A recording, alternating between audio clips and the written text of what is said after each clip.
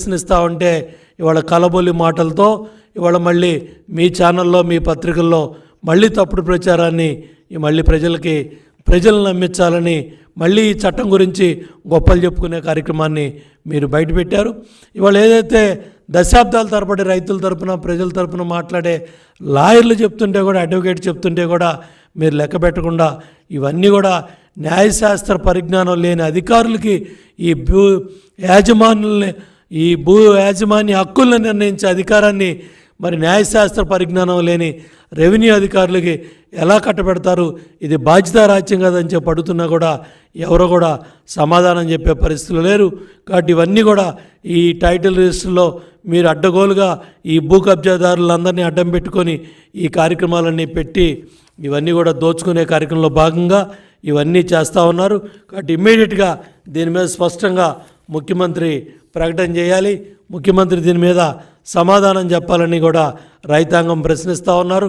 మేము ఒకటే తెలియజేస్తూ ఉన్నాను, ఇవాళ ప్రతి ఒక్కళ్ళు కూడా దీన్ని మీరు ఏదైతే ఇవాళ వైసీపీకి వేసే ఓటు, ప్రతి ఒక్క ఓటు కూడా ఈ ల్యాండ్ టైటిలింగ్ చట్టాన్ని సమర్థించే ఓటు అవుతుంది. దీనివల్ల రేపు మీ భూముల మీద మీ హక్కులను కోల్పోతారు. రేపు మీ భూముల మీద మీ హక్కులు కోల్పోయే విధంగా ఈ డిస్ప్యూట్ ట్రిబ్యునల్లో ఏదో ఒక తప్పుడు కంప్లైంట్ వైసీపీ నాయకులు ఇచ్చి దాన్ని అప్లెట్ ట్రిబ్యునల్లో పడేసి ఇవాళ మీ భూములు లాక్కొని దాన్ని డిస్ప్యూట్లో పెట్టి మళ్ళీ ఆ భూముల్ని వాళ్ళే కొనుక్కునే విధంగా అడ్డగోలుగా ఇవన్నీ కూడా చేస్తారు. కాబట్టి ప్రతి ఒక్కళ్ళు కూడా ఈ వైసీపీ ప్రభుత్వాన్ని సాగనంపాలి. ఇవాళ ఈ ల్యాండ్ టైటిలింగ్ యాక్ట్ అనేది మనకి ఉరితాడు అవబోతూ ఉంది. కాబట్టి ప్రతి ఒక్కళ్ళు కూడా దీన్ని గుర్తుపెట్టుకొని ఎట్టి పరిస్థితుల్లో కూడా మరి ప్రతి ఒక్కళ్ళు కూడా ఏదైతే ఓటు ఆడటానికి వచ్చే ప్రతి ఒక్క వైసీపీ నాయకుడిని కూడా ప్రశ్నించాలి, అడగాలి, నిలబెట్టాలి, నిలదీయాలి. ఈ ప్రభుత్వానికి ఓటేయొద్దని, ఈ ఏదైతే ఇవాళ ఈ యాక్ట్ తీసుకొచ్చిన ఈ వైసీపీ పార్టీకి బుద్ధి చెప్పి తరిమి కొట్టాలని రాష్ట్రంలో భూమి ఉన్న ప్రతి ఒక్కళ్ళు కూడా, ఎవరైతే సమాజం పట్ల బాధ్యత ఉన్న ప్రతి ఒక్కళ్ళు కూడా సోషల్ మీడియాలో అట్లాగే మీడియాలో చాలా మరి సినిమాల్లో కూడా ఈ ల్యాండ్ టైటిలింగ్ యాక్ట్ మీద చాలా విపులంగా అర్థమయ్యే విధంగా మరి చైతన్యపరుస్తూ ఉన్నారు. కాబట్టి ప్రతి ఒక్కళ్ళు కూడా ఇది రైతుల్లోకి ప్రజల్లోకి తీసుకెళ్ళి ఎట్టి పరిస్థితుల్లో కూడా ఈ యాక్టు అమల్లోకి రాకుండా రేపు వైసీపీ ప్రభుత్వాన్ని మరి తరిమి కొట్టే విధంగా ఈ ల్యాండ్ టైటిలింగ్ చట్టంలో వాళ్ళు చేసిన దుర్మార్గమైన సెక్షన్లో పెట్టిన యాక్ట్లన్నీ కూడా ప్రజలకు తెలియచెప్పాలని, ఈ వైసీపీ పార్టీని సాగనంపాలని నేను రాష్ట్ర రైతాంగానికి ప్రజలందరూ కూడా విజ్ఞప్తి చేస్తూ ఉన్నాను.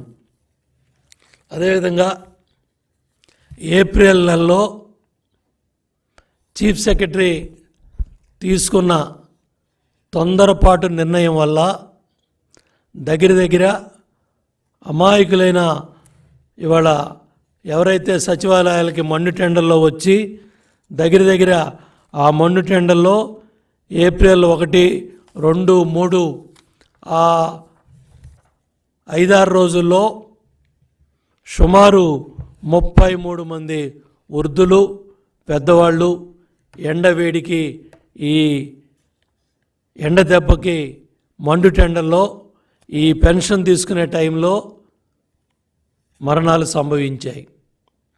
అదేవిధంగా జగన్ రెడ్డి పత్రికా ఛానల్లో చాలా పెద్ద ఎత్తున ముఖ్యమంత్రి దగ్గర నుంచి వైసీపీ నాయకుల దాకా 64 మంది చనిపోయినట్టుగా తప్పుడు ప్రచారాలు కూడా చాలా పెద్ద ఎత్తున చేశారు.